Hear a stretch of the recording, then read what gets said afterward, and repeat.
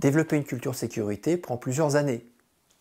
En effet, il s'agit de changer les perceptions, faire évoluer la perception du risque, modifier les comportements, changer les habitudes, casser les routines. Plus les actes sont dictés par des convictions et non par la réglementation ou des obligations contractuelles, plus la culture santé-sécurité de l'entreprise est forte.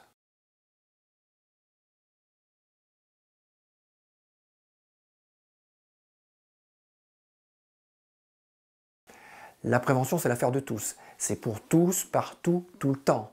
La prévention n'est pas un compteur que l'on arrête ou que l'on suspend au risque de compromettre les effets de l'action et des efforts engagés.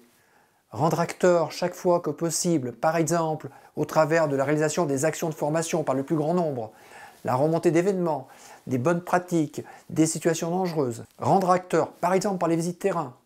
C'est important parce que l'action rend humble. Il est plus facile d'avoir des idées pour les autres que de les appliquer pour soi-même. L'action est apprenante. En observant ses collègues, on apprend pour soi-même. La culture sécurité, c'est la rigueur au quotidien.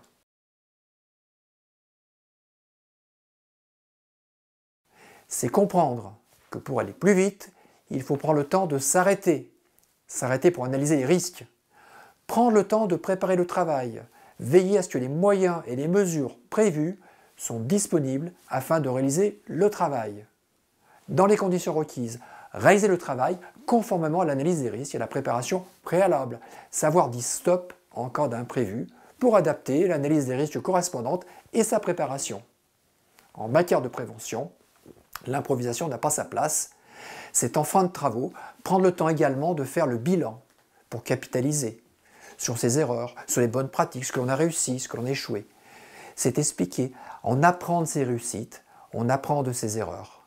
Les accidents de travail sont analysés, les actions correctives sont définies, les salariés sont informés des accidents, de leurs conséquences, mais surtout des enseignements correspondants et des erreurs à ne pas reproduire. Le retour d'expérience est encouragé aux différents niveaux de l'organisation. Le débrief chantier, le débrief de fin de projet sont essentiels et ces débriefs, pour être efficaces, doivent donner lieu à des échanges. C'est par l'échange qu'on apprend, c'est par l'échange qu'on améliore la prévention.